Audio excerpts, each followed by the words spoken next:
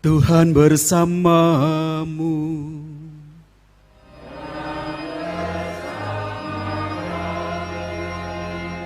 Inilah Injil suci menurut Santo Yohanes.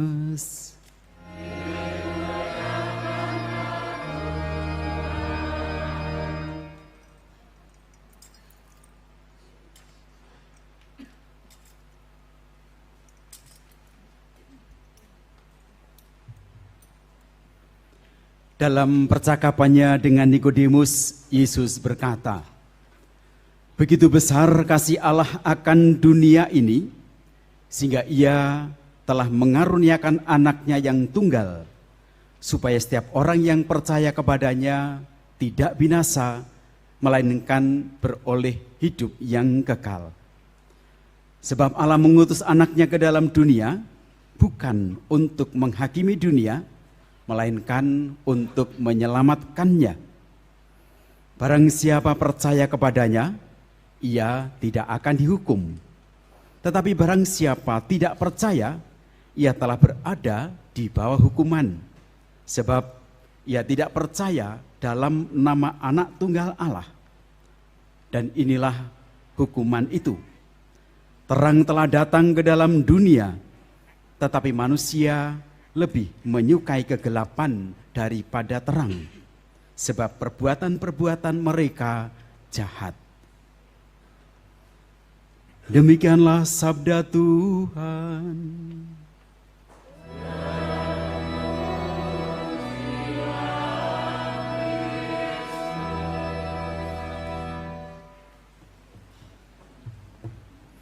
Saudara-saudara yang terberkati dalam Tuhan Yesus Kristus, berkah dalem. Apakah semuanya baik? Kabarnya baik? Hatinya baik? Hari ini kita diajak untuk sehati sepikir dalam perayaan Hari Raya Tritunggal Maha Kudus yang sudah sangat kita kenal. Nama Allah kita, Allah Bapa, Putra, dan Roh Kudus. Dan mungkin juga sudah tidak terhitung lagi berapa kali kita menyebutnya.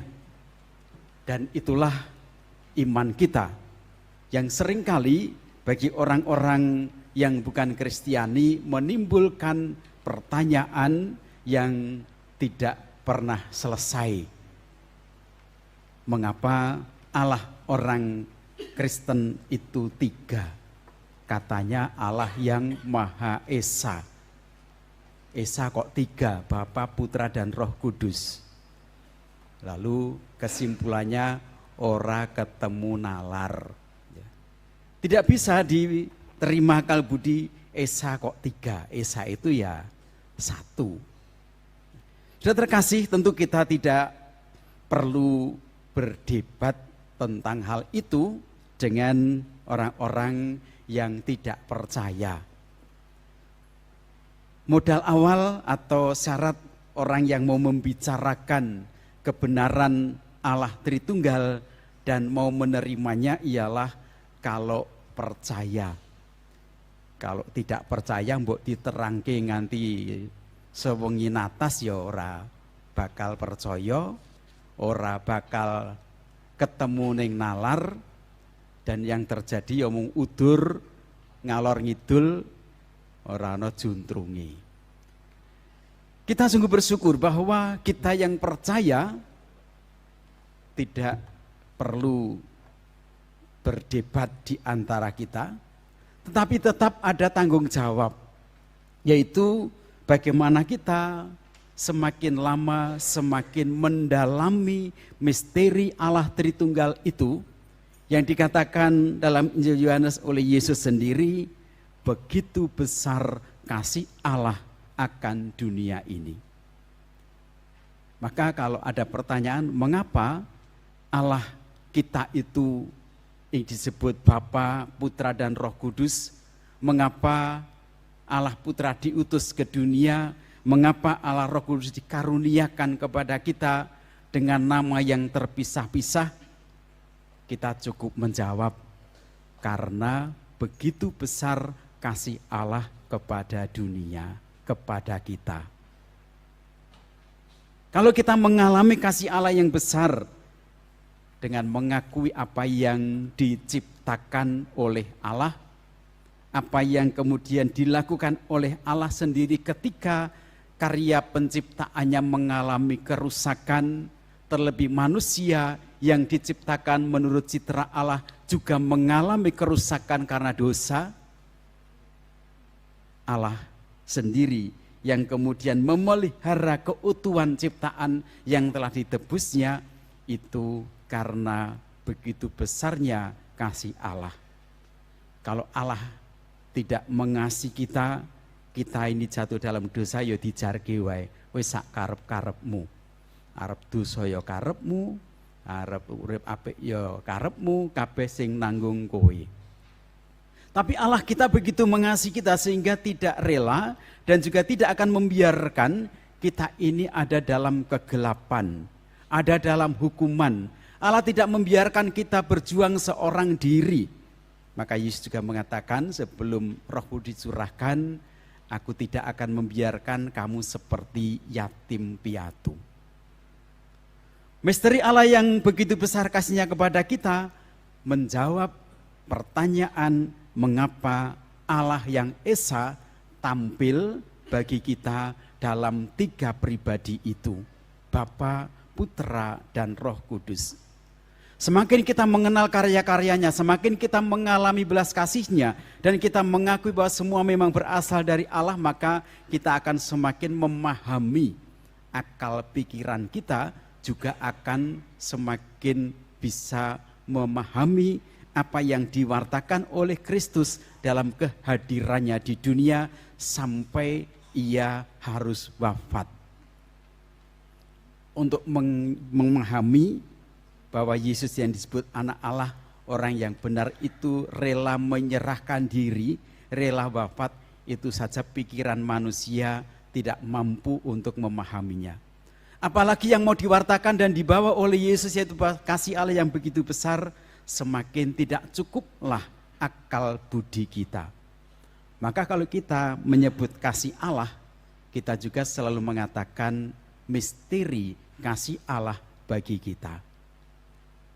Kalau cintanya manusia, perhatiannya manusia kepada sesama, itu ya sedikit ada yang mungkin sulit dipahami, tapi sebagian besar bisa kita mengerti. Tetapi kasih Allah sungguh penuh dengan misteri, dan inilah yang terus memberikan tantangan bagi kita, tanggung jawab kita sebagai orang-orang Katolik untuk mendalami misteri itu dengan cara sesuai nasihat Rasul Paulus, supaya kita sehati sepikir dengan Allah. Bagaimana kita bisa sehati dan sepikir? Rasul Paulus mengatakan supaya kita terus datang kepada Allah, sumber kasih dan damai sejahtera. Karena kasih dan damai sejahtera Allah itulah yang terus-menerus diberikan kepada kita sebagai bukti penyertaannya. Maka pesan Rasul Paulus supaya kita juga selalu berbagi kasih dan damai. Berilah salam seorang kepada yang lain dengan cium yang kudus.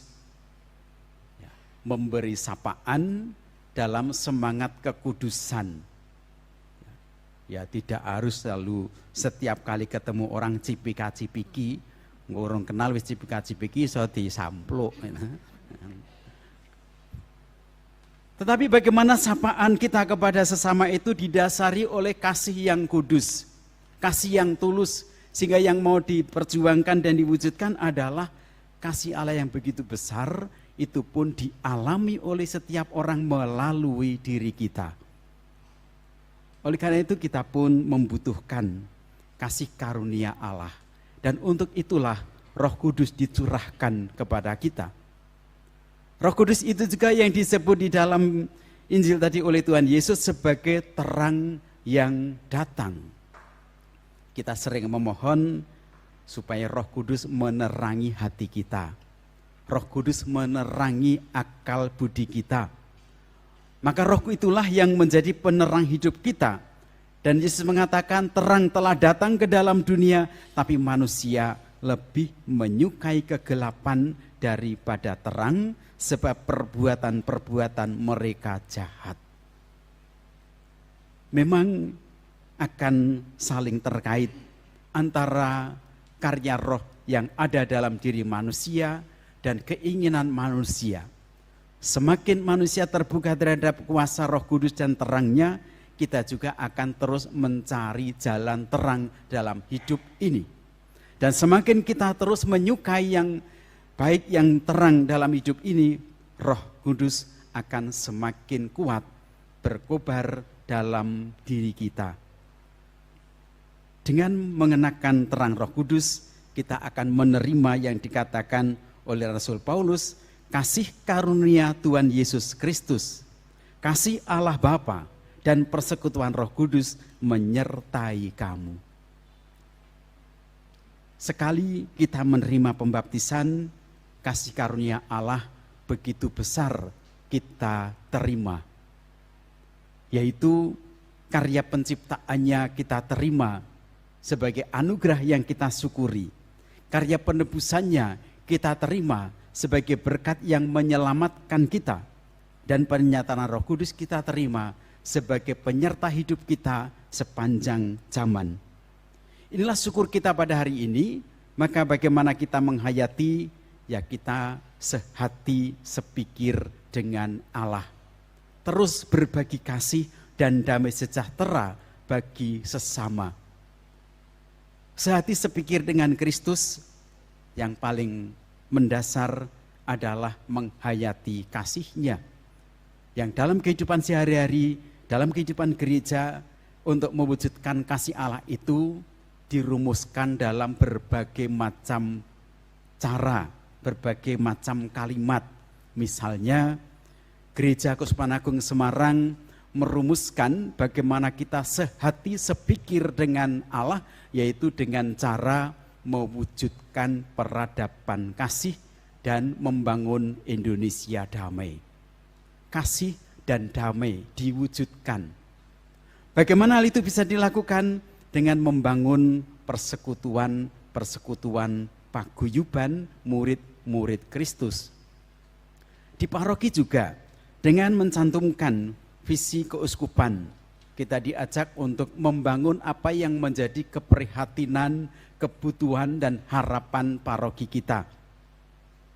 Kalau pada tahun ini untuk mewujudkan kekatolikan, mewujudkan semangat nasionalisme, mewujudkan profesionalisme, kreativitas dan sinergi, tahun ini kita memberi kesempatan orang muda Katolik mengambil peran di dalam bergereja dan bermasyarakat. Menghidupi kegiatan gereja berarti juga menghidupi kegiatan iman di tengah-tengah masyarakat. Bagaimana kita bisa sehati, sepikir untuk mewujudkan harapan, keprihatinan, dan tantangan itu. Pada hari-hari ini kita memasuki masa di mana kita berkegiatan dalam rangka ulang tahun paroki ke-67. Ya. Temanya apa? Tema hari ulang tahun paroki kita apa?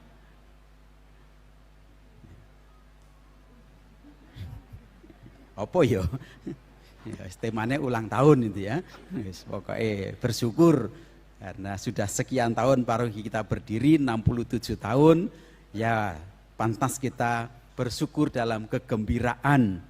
Panitia mengambil tema makin erat, makin kuat menjadi berkat. Ya, sekurang-kurangnya sudah mendengar ya hari ini. Tema ulang tahun paroki kita ke-67, makin erat, makin kuat, menjadi berkat. Yang makin erat apanya? Persekutuan murid-murid Kristus dalam kasih dan persaudaraan. Jadi persaudaraannya semakin erat, semakin dekat. Sing adoh dicedhake, sing cedhak Njur diwalik. Ya, sing adoh dicedhake, sing cedhak diraketke.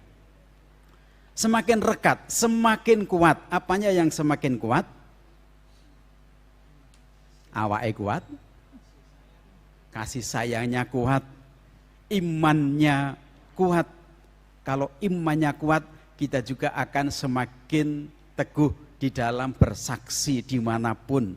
Menghadapi apapun kita akan tetap kuat, menjadi berkat. Kalau kita terus berusaha mempererat persaudaraan dalam kasih, terus semakin kuat iman kita, tentu kita menjadi berkat. Nek uripe durung dadi berkah kanggo wong liya, mbok menawa ya imane durung kuat. Sih miyar-miyur, dijak ngene ngono isih rada aras-arasen. Dijak jalan sehat ya lumayan ya, 25% umat itu ikut ya. Isi aras-arasen dijak jalan sehat we aras-arasen, apa meneh dijak melayu.